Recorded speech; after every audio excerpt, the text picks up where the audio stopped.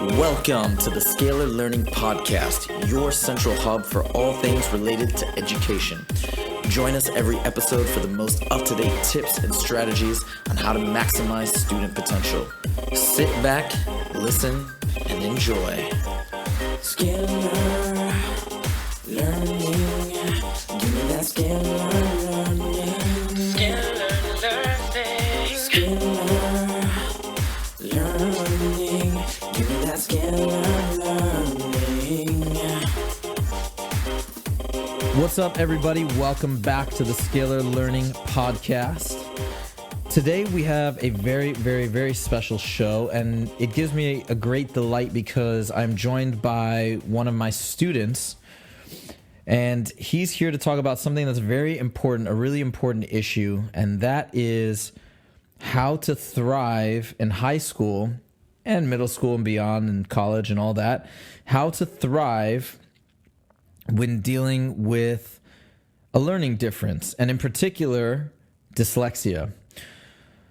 And his name is Aris. I've been working with Aris for almost a year and a half now, and it's been a blast the entire time because, as any teacher would tell you, it's really fun to work with highly motivated students, kids and adults even, that want to do extremely well, are willing to push really hard, and are willing to follow your advice and guidance. And that's always fun. It's always what we look for as educators, teachers, tutors, etc.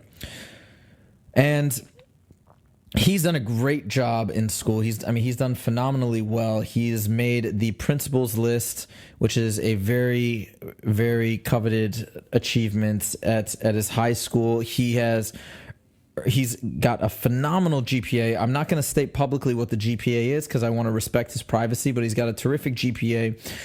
And moreover, he has been accepted into an amazing program, the Stanford High School Summer College program, which is at Stanford University, where he will be spending this summer taking one or two courses and whatever he wants. And that's what I've told him to. I said, just choose whatever you find to be truly interesting and inspiring. And I think that's what he will certainly do at this point and going forward. So without further ado, I'd like to welcome Aris to the show.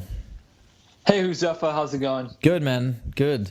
Glad for you to be on. So, Aris likes all different subjects. I know you're taking chemistry right now. You're taking geometry. What are the subjects? Do you like everything, or what are the subjects that you really enjoy the most? I would say I enjoy history the most, just because I like to know, how people have evolved, whether that's with their personalities or just to see the difference of cultures from the past to now. All right, very cool.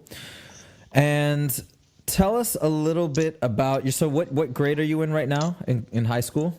I'm a sophomore. Okay, awesome. And you're obviously very passionate about school, very into learning. Has that always been the case for you? I would say no, not always. I would say up until about sixth grade, I was an average student who did their best, but just didn't quite understand why they, couldn't, read as fast or get as good scores on tests than other students. But up until then, I would say I was about average. But like I said, from sixth grade on, I've really started to excel. I started to work a little harder because I realized that if I, put in a little more effort, I could really, push myself and be the best student I could be, which is all I'm trying to be. And I would say so far I've been pretty successful at that. So tell us, can you tell for people out there who are listening, many of the listeners may know, but for people who are out there listening, can you tell us a little bit of, what is dyslexia? Yeah, okay. So dyslexia is it's a learning difference, basically. And there's different symptoms of it. Personally, my reading has been pretty good for the past 2 or 3 years, but I really only started to learn how to read efficiently, I would say 7th grade. And yeah, so dyslexia basically is for me at least, a reading disability. I have trouble, pronouncing certain words. I also have trouble at, like if I see a large amount of text on the page, I can sometimes get lost if my focus isn't there. So yeah, dyslexia is just, like I said, a learning difference that many kids, many adults have. So, yeah. How did you first figure out that you had, or what gave you the idea that maybe you might have dyslexia? Okay, yeah. I first started to realize there's something different with me. Maybe the second grade, when these kids were reading these massive books like Harry Potter. I mean, back then that was pretty significant that these kids were reading. And I was still stuck on the very, very basic books, majority pictures. And I saw these kids excel in all these subjects, and I just started to tank. The teachers had a hard time teaching me. It wasn't that I wasn't focused or attentive, but it's quite the opposite actually. I just, for whatever reason, I learned differently, and I couldn't get ahead. So I started to fall behind, and that's when I knew something was not wrong with me, but something was different. I never thought I was dumb or that I was incapable of doing anything I wanted to do or these other kids could do. I just knew I had to take a different path.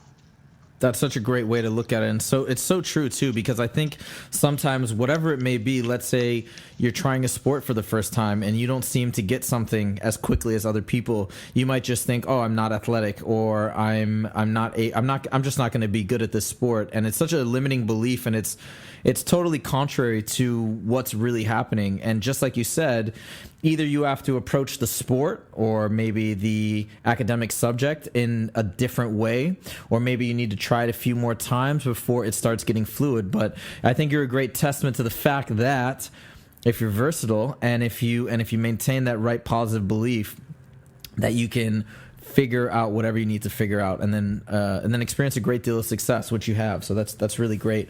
For people who are out there listening, I think I want to point out one thing that I think is pretty interesting. I think that first off, what you said was you recognized that there was something different happening, and so I think that piqued your interest as far, because you said, hey, I know I can do this, but there's something different, and that I think was the impetus for you to go out and at least see, hey, what is exactly going on here, and how can I solve it? And that's how you basically figured out, hey, I've got dyslexia, no big deal. Now how can I use that to my advantage and really start nailing my classes?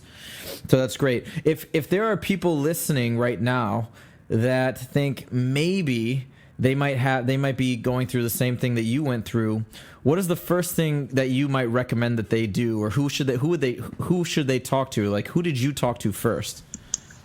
So obviously I spoke with my parents first. My teachers had spoken with them, but we, I would say I had some trusted adults. That's who I would speak with about your differences, and it's not a big deal at all. It's not an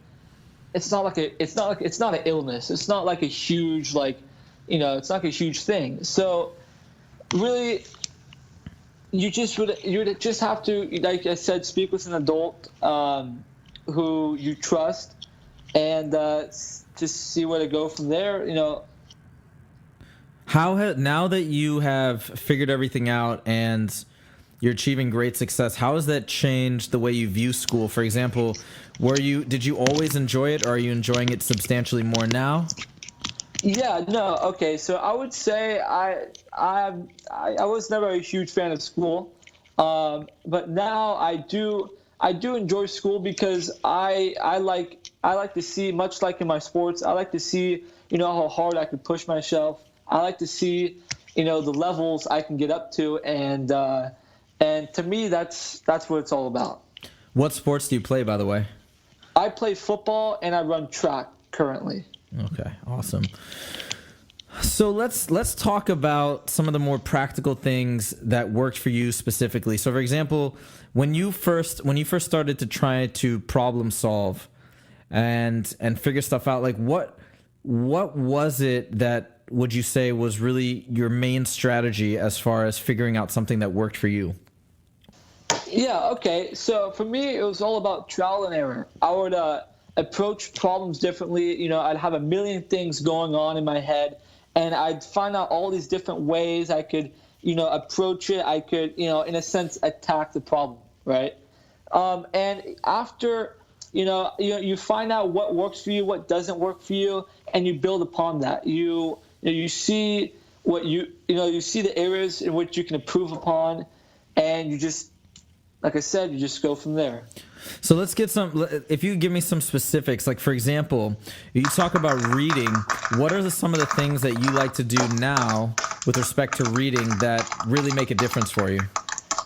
Yeah, okay. So with reading, I especially, in my younger years, I used to get lost on the page. I still do, just doesn't occur as much because I really focus on each line. I really focus on each line of words and what exactly it's trying to say, right? So I would, like before, now I'm a bit more skilled, so I don't have to do it. But before I would, have a pen or a pencil or just use my finger and just, read across, right? And that always worked for me. But that's something that worked for me, and I, built upon that. Now I don't have to do that. My eyes are trained, my mind is trained, and it works out. So it's like you used it almost as like a training wheel of sorts. Like you use your finger and you really paid attention until it became fluid and natural. That's exactly what it is. I would like to describe it almost as an injured player coming into a season, right? So a season starts, could be any season. Let's say it's football. The season starts. Everybody on the team, except for one kid, is practicing, working hard, and ready to go. That one kid, it's not that he doesn't want to practice or that he doesn't want to work hard. He just has some kind of injury, But after time, he's done his stretches. He's done, he's gotten better, right? He comes back into the season and he's even at least at the same level as the other kids who have been working since day one, or he's even better. So that's how I like to think of it. That's how I like to describe it. And for me, it works. What about, let's say, when you're trying to do your schoolwork and there's noise or music or things like that? For you specifically, is it helpful to cut all that stuff out or go? Where do you like to study? How do you navigate that stuff? Yeah, definitely. I do all right with noise, but I'm always more productive when there's no noise, when there's no distractions, there's no nothing, right? I usually go to a quiet area. Like at my school, it would be the library, or at home it would be my room where there's no distractions, where there's nobody around me who's trying to be social or whatever. And that works for me. Not to say I can't get work done when there are distractions, but I'm just way more efficient without any. Now let's talk a little bit about math. Of course, math is my focus. We work together a lot on math, in particular geometry. When you're working on various math problems, I work with Aris all the time. He's a very, very bright math student. What have you done in mathematics in particular, or have you had to do anything in mathematics? What have you done there in particular that has been helpful? Okay, yeah, I've let's see, back to what I said earlier about attacking the problem, about figuring out how you can approach that problem. I look at the problem, I really figure out what exactly it's trying to ask, and I think of ways I could hopefully get the right answer. And that usually works for me. Now, not to say I'm, a super fast math student, not to say that I know, my times tables all too well, but that's the way I like to do it. Now, if we have any other kids, anybody else listening right now, and let's say in particular, let's talk about reading, okay? What would be the number one thing before even talking to anybody, number one or maybe number two things that they could do right now tonight as they're trying to study to see if it will have some solid effects as far as improving comprehension and retention? Well, you see, the kids, what I like to do is I really like to take my time. I like to see whatever I'm reading, see what the subject of it is. Is usually a title. If it's a book, it's obviously a title of the book, and hopefully most of really what's going on, right? But my biggest tip is just to take your time. And I understand time is of the essence. I understand, trust me, time is a valuable thing, and there's not too much of it. But if you really want to understand what you are trying to study, sometimes you have to take the time. And more specifically in reading, you take the time, you read, whether it's each individual word or, you just do your best. And you try to pick out like major words in the text that stand out and really say what the text is all about. Yeah, I think you're touching on something really important, and you haven't said it explicitly. I'm going to go ahead and say it, and I think what Aris is also getting at is the importance of committing to working hard. Now, when he talks about trying all these different things, when he talks about spending time to read, one of the things that I've seen developed in Aris very nicely is his diligence. He's just super, super committed. And it's interesting, too, because it's a weird thing because I can't always explain how to develop that intrinsic motivation to do well.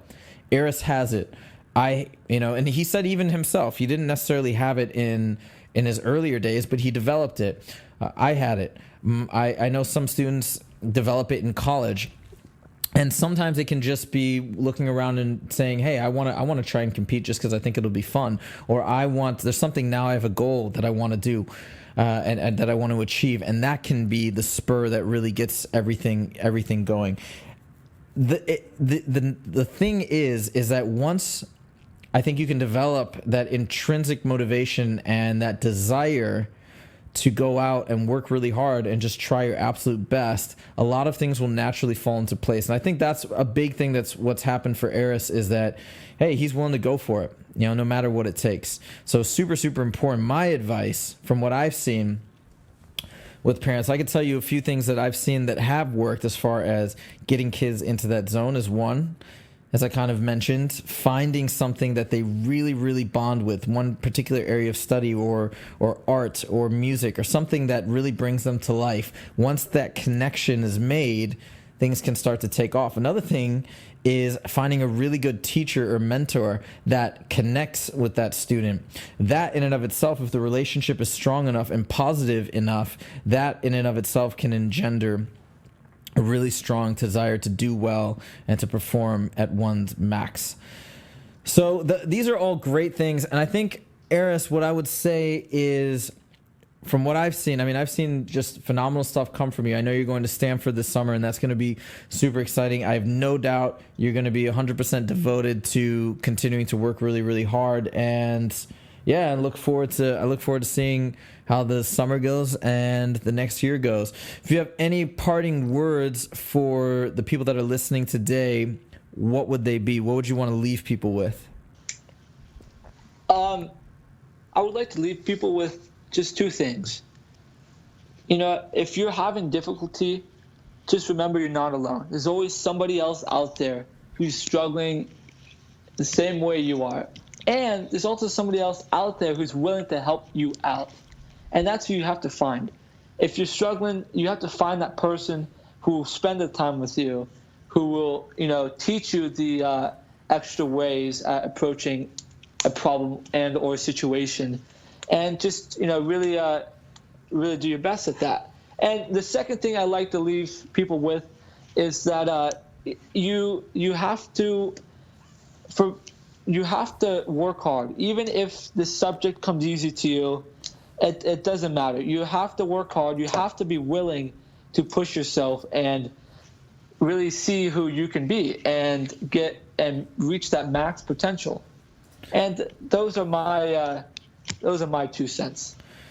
Awesome. Thank you so much, Aris. That was really fun, really great. Good luck in all your future endeavors. If you guys want to check out the show notes, go to www.scalarlearning.com. And if you want to hit me up and ask me any questions or have any suggestions for articles or future podcast episodes, email me at huzefa@scalarlearning.com. I look forward to hearing from you, and will do my best to reply to every single email that comes in. So again, shows are dropping on the regular, so please check us out for all your education needs.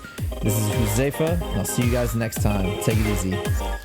Scalar, learning.